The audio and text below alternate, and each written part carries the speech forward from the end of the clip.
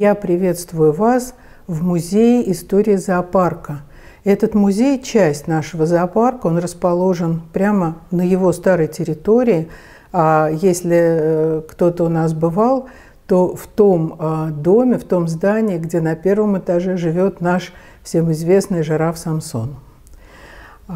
Этот музей посвящен не только истории московского зоопарка, но и вообще истории того, как люди стали взаимодействовать с животными. Это произошло много десятков тысяч лет назад, когда люди только стали осознавать себя людьми и, конечно, осознавать себя частью природы, а часть природы – это, конечно, животные. И вот здесь мы видим изображения, наскальные изображения самых разных животных, сделанных древними людьми. Какие же это были отношения? Люди, конечно, охотились на животных, питались ими, но и сами могли стать, например, жертвой какого-то пещерного медведя. Они их обожествляли, поклонялись, и об этом мы тоже сегодня чуть-чуть поговорим. Одним словом, взаимосвязь была очень разносторонняя. Я вот сказала, обожествляли, и вот наша следующая экспозиция, витрина, как раз посвящена примеру такого обожествления. Это Древний Египет, мы с вами попали туда, и вы видите здесь изображение богов с головами животных. Это и голова птицы ибиса, и обезьяны, и львицы, и самых разных животных. Ну, про пантеон египетских богов мы сегодня подробно говорить не будем, а вот про Египет я еще хочу добавить, что это та самая страна, где много лет назад была впервые одомашнена кошка. Кошки спасли египтян от голода, они избавили их от мышей, которые совершали набеги на зернохранилище. И поэтому к кошкам в Египте было очень трепетное отношение, вплоть до того, что когда домашние кошки умирали, делались вот такие вот мумии, то есть их погребение напоминало погребение человека. Теперь мы переходим во времена античности. Вот здесь у нас представлены различные предметы из той эпохи. Вот мы видим амфоры, греческие амфоры с изображениями разных животных. Вот в частности здесь сова, символ Афины Паллады и до сих пор символ города Афины. Вот это макет или модель Колизея, где происходили в Древнем Риме гладиаторские бои. Можно сказать, что это один из первых зверинцев. Зверинец очень жестокий, здесь людей заставляли сражаться с хищниками жестоко, но, тем не менее, это тоже часть истории человечества. Вот здесь изображение боевого коня Александра Македонского, который совершал на них различные воинские походы. Самое интересное, что здесь слон изображен африканский. Видите, у него большие уши. Но есть свидетельство о том, что, как ни странно, хотя, конечно, казалось бы, он должен быть африканским, потому что эти боевые слоны, ну, Африка гораздо ближе к Александру, чем что-либо еще, но и у Ганнибала и Александра на самом деле в армии слоны были индийские. И вот это портрет Аристотеля, древнегреческого ученого и мыслителя, который первым, не первым он, конечно, начал описывать животных, но первым ввел в употребление термин зоология, то есть наука о животных. Теперь мы переходим к эпохе великих географических открытий, когда мореплаватели совершали походы в дальние края, и, конечно, из каждой такой экспедиции, из каждого такого мореплавания в Европу привозили диковинных и удивительных животных. И вот здесь, хотя по времени это совсем, казалось бы, разные эпохи, но здесь у нас стенд, посвященный как раз зарождению московского зоопарка. И вот здесь мы видим портреты его отцов-основателей – это Анатолий Петрович Богданов, Сергей Александрович Усов и Карл Францевич Рулье, известнейший ученый-эволюционист. А почему я сейчас об этом заговорила? А дело в том, что, во-первых, эти люди были профессорами Московского университета. И, кстати говоря, профессор ведь это не только ученый, это еще и учитель. Может быть, поэтому наш зоопарк был одним из первых, где главная цель, даже вот еще при открытии зоопарка, формулировалась как просвещение публики, а не просто там развлечение. А во-вторых, они были членами и тоже основателями Императорского общества акклиматизации животных и растений. Что это такое? Это привезли животное или какое-нибудь дерево или растение другое из одного места, из одной части света в другую, и добились, чтобы они там начали размножаться и хорошо себя чувствовать. Сейчас, в веке 21, мы знаем, что такие эксперименты очень часто оказываются малоудачными, наоборот, вредят природе вот этого места. Но тогда, конечно, еще наука не была на таком, и опыта у человечества такого не было, поэтому вот были такие идеи акклиматизации животных. Ну и попутно вот эти прекрасные люди как раз задумали открыть на окраине Москвы, на Пресненских прудах, тогда это было, в общем-то, почти за городом, Московский зоосад. Тогда это так называлось. Но сейчас мы вернемся немножечко к истории зоопарков мира. И видим, что началось все это движение, возникновение зоопарков еще в XVIII веке. Здесь мы видим зоопарки. Появился в Антверпене, 1844 год, в Лондоне даже чуть раньше, 28-й. Дрезден, Берлин – это все так называемые Амстердам, Роттердам – это все так называемые зоопарки Лиги Плюща. То есть первые 10, 12, 15 зоопарков Европы, которые стали первыми общедоступными организациями подобного рода. Московский зоопарк в эту лигу тоже входит как один из старейших. Но кто же был первым? Первых было два.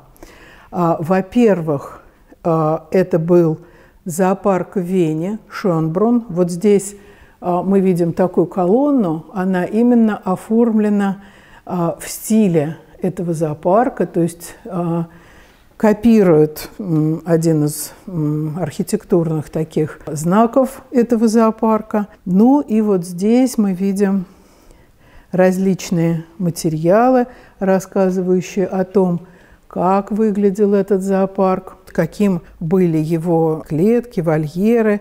Вот там, может быть, вы заметили, когда мы проходили, там была небольшая птичья клетка. Это не просто она туда случайно попала для украшения, это некий символ того, знак того, что в те времена животных содержали в клетках. Клеточное было содержание, клетки были достаточно тесные, не очень просторные, потому что никому не приходило в голову зачем-то заниматься разведением животных в зоопарках. Цель была такая – показать их публике, удивить.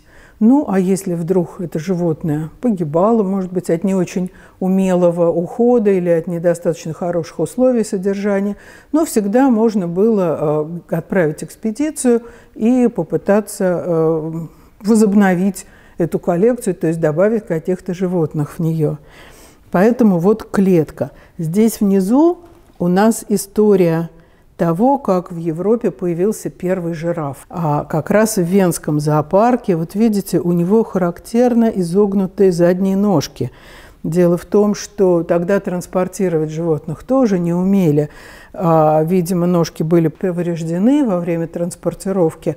Жираф и получил название, имя, кличку Хромоножка, и стал очень популярным. То есть по Европе были удивительно популярны Видите, письменные приборы, были даже платья с набивным рисунком, с изображением этого жирафа. То есть прошла по Европе такая вот мода на жирафа-хромоножку. Смотрите, здесь колонна оформлена иначе. Что она символизирует? Ну, похоже, что это какой-то товарный вагон. Вот сверху фонарь болтается такой еще со свечой даже внутри. Это новая эра в развитии зоопарков, в их истории, когда появился такой энтузиаст зоопаркового дела, немец Карл Гагенбек из города Гамбурга. Он создал прекрасный зоопарк, он снаряжал экспедиции в разные места и доставлял оттуда животных, поэтому вот товарный вагон. Вот здесь видно тоже на таком муляже, как слон выходит из фургончика, в котором его доставляли к месту. Но самое важное, наверное, и самое интересное, что сделал Гагенбек, он перестал содержать животных в тесных клетках. Его изобретение – это безбарьерное, бесклеточное содержание. Если мы посмотрим на эти черно-белые фотографии, то увидим здесь и какие-то горы, вполне естественно выглядящие, и озера, и даже кажется, что на этом озере на первом плане, как театральные декорации, на первом плане плавают птицы, дальше пасутся какие-то копытные, положим, антилопы, а еще чуть дальше хищники. Каким же образом они все вместе, никто друг друга не ест? Оказывается, оптический эффект, скрадывание пространства между всеми этими слоями есть разграничители. Либо вода, через которую какие-то животные не переходят, либо камни. Но когда смотрят зрители, у них создается впечатление такой естественности. Все это было еще в XIX веке. Но в московском зоопарке к таким идеям пришли уже существенно позже. Хотя еще Анатолий Петрович Богданов ездил к Гагенбекам и делился, заимствовал этот опыт. Но впервые в московском зоопарке такое удалось применить уже в 20-е годы XX века. К этому времени зоопарк был национализирован, то есть бюджет государства его финансировал. И если вы бывали у нас, то знаете, что часть зоопарка называется «новой территорией». Она не такая уж новая, зоопарк получил ее почти 100 лет назад, но традиционно вот у нас две части зоопарка так называются: старая территория, где мы с вами сейчас находимся, и новая. И вот на новой территории имеется Турья горка, где живут горные копытные, имеется остров зверей, где живут хищные млекопитающие. И вот они построены именно по такому принципу, как у Карла Гагенбека. Мы можем сейчас подойти к макету нашего зоопарка и попытаться на этом макете, он был создан специально для нашего музея, попытаться на нем сориентироваться, понять, где мы сейчас находимся и где вот эти вот экспозиции, о которых я вам сейчас рассказывала, сделанные вот по первому слову тогдашней зоопарковской, моды, что ли. Значит, вот старая территория. И вот этот, вот большой пруд, вот здесь главный вход. А вот этот небольшой домик, вот на который я сверху показываю, это и есть музей истории Московского зоопарка. Когда-то здесь была дирекция зоопарка, павильон антилопы, а вот сейчас первый этаж занимает жираф, а на втором этаже мы с вами сейчас находимся. И вот если мы через этот мост пересекаем Большую Грузинскую улицу, проходим по новой вот этой вот территории зоопарка, то мы сейчас с вами как бы с высоты птичьего полета и увидим, вот она, Турья горка. Здесь сейчас живут винторогие козлы и кавказские туры, так она оправдывает свое название. Им здесь очень вольготно живется, они действительно карабкаются по этим скалам, устраивают тренировочные бои. Это вот здесь. А вот это остров зверей, на котором вы сейчас, если пойдете гулять по зоопарку, сможете увидеть индийских львов, амурского тигра, шакалов, гиен и медведей нескольких видов. Вот так все это выглядело. И вот на этих центральных стойках увидим, что же происходило с зоопарком с самого первого времени его основания. Поскольку, как я вам уже сказала, в зоопарке очень важны, для создателей зоопарка очень важна была такая просветительская функция, то почти с самого начала здесь происходили экскурсии, здесь были такие интереснейшие демонстрационные хозяйства, показательная пасека, форелевое хозяйство, где можно было своими глазами увидеть, как все это устроено. Еще одной целью было познакомить москвичей с передовым сельским хозяйством. Кажется, сейчас это странным, но тогда очень у многих москвичей были одноэтажные, одно-двухэтажные домики, как вот теперешние дачные, окруженные приусадебным участком. Даже вот трудно сейчас в это поверить. И поэтому здесь происходили ярмарки, выставки, домашней птицы, рогатого скота и других сельскохозяйственных животных. Вот здесь можно увидеть портрет великого князя Сергея Александровича. Он здесь присутствует потому, что великий князь был, ну, как мы сейчас скажем, спонсором, наверное, московского зоопарка. Он, как и многие другие члены императорской семьи, помогал и деньгами, но не только. Как только зоопарк появился, в него стали поступать подарки. Члены императорской семьи тоже дарили животных, слона, например.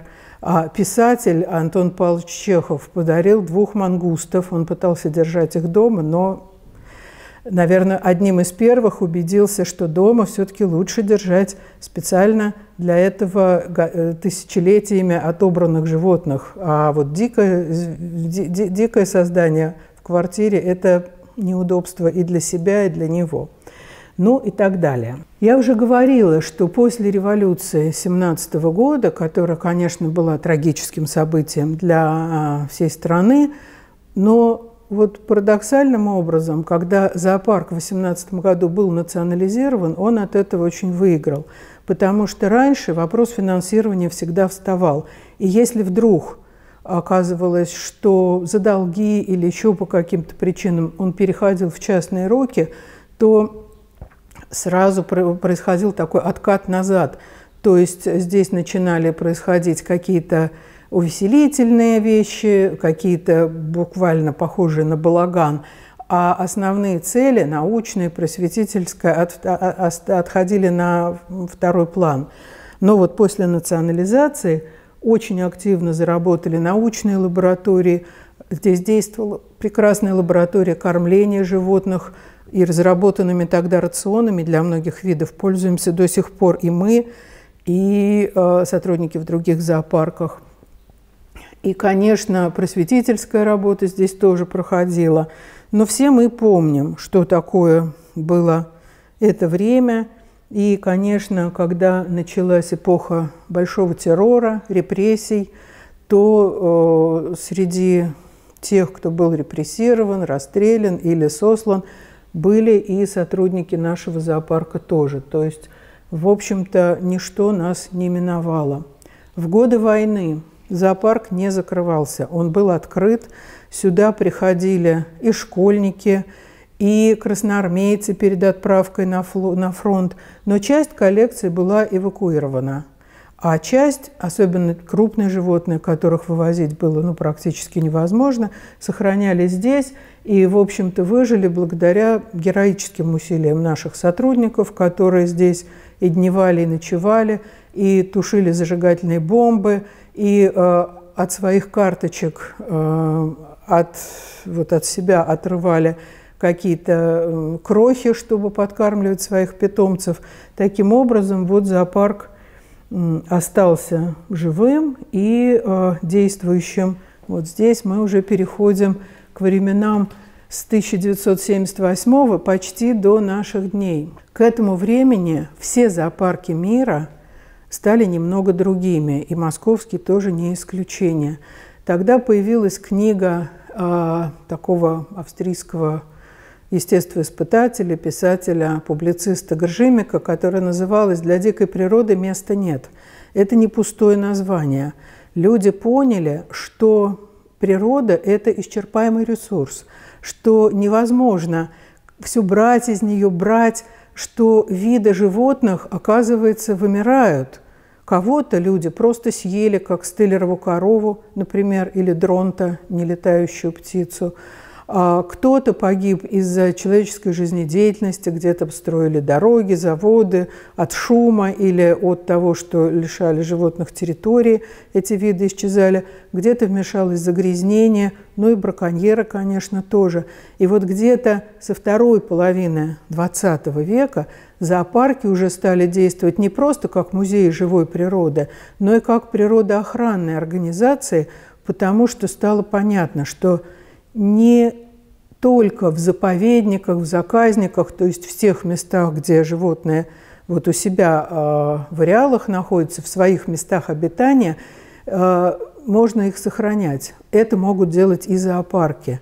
И появились совершенно новые понятия. Например, племенная книга. Что это такое? Это напоминает родословную монархов. То есть туда вносятся все сведения о всех животных этого вида, которые имеются в зоопарках всего мира. Ну, например, всех белых медведей или всех индийских львов или амурских тигров.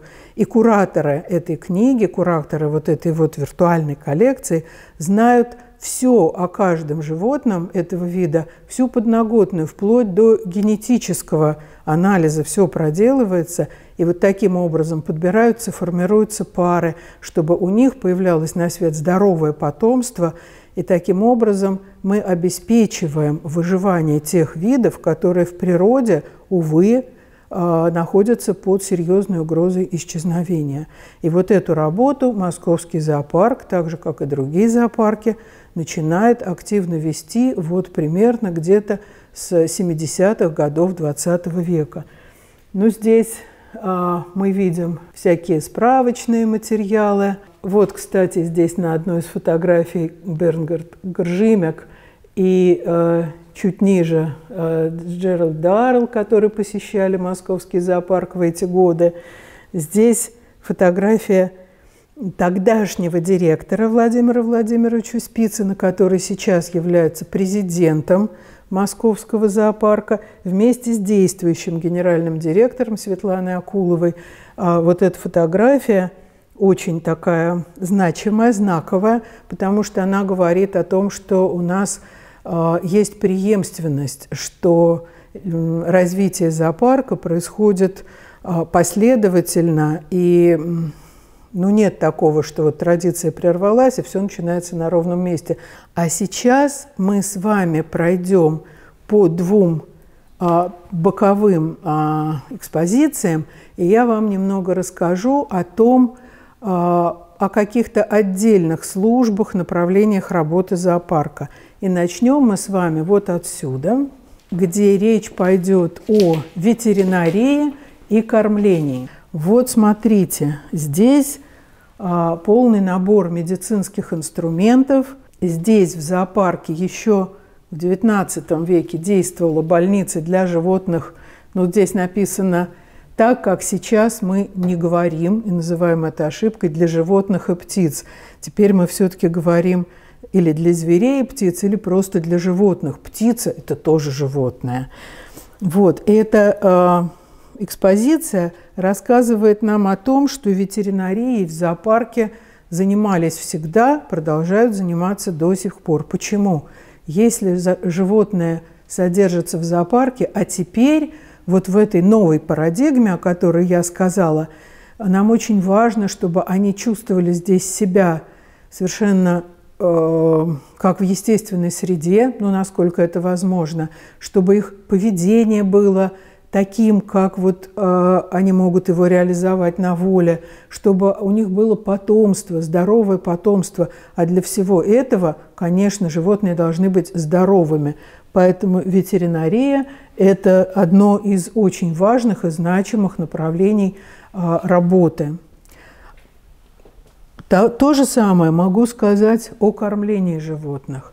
Дело в том, что случались такие казусы, когда еще в XIX веке, например, шимпанзе, полученного, кормили совершенно как человека. Сохранились дневники, где описывается, что его кормили там, чем-то, супом, кашей, и в том числе бисквитами и когором. Конечно, у таких животных могли развиться самые разные заболевания, в том числе и заболевания сердца, долго они прожить не могли.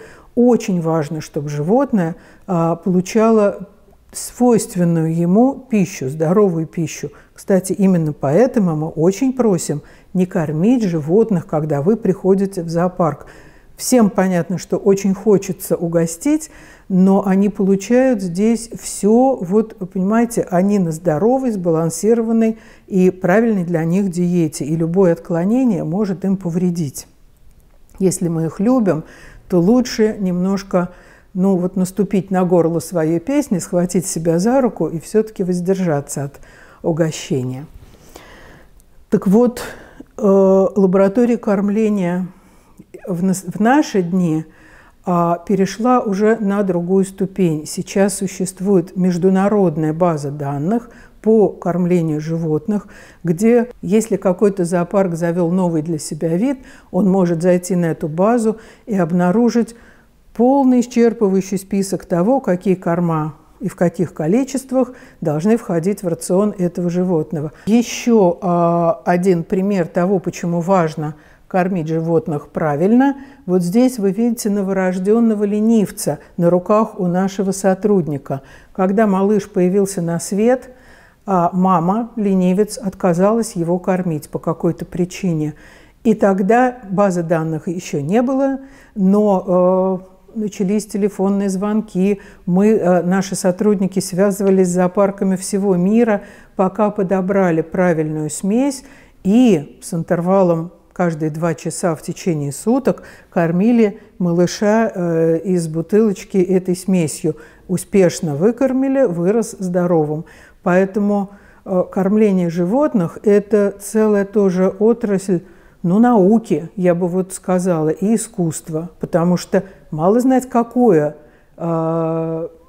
лакомство или какую еду дать этому животному, надо еще понимать, в каком виде.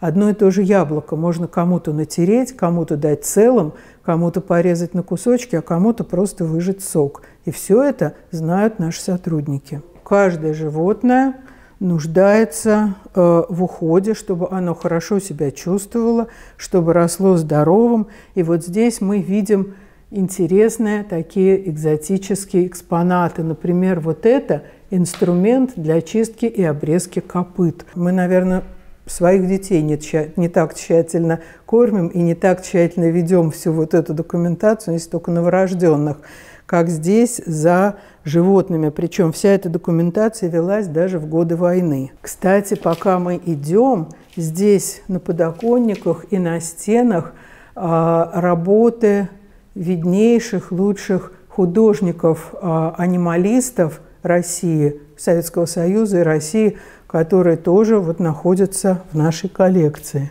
Вот племенная книга, европейская племенная книга на манула. Я уже упоминала вам о племенных книгах, помните, родословные королевских особ. Вот это одна из них. Почему манула? Манул – это, как вы даже видите на моей униформе, это символ и эмблема Московского зоопарка, но это не случайный выбор, не просто потому, что это милый пушистый котик.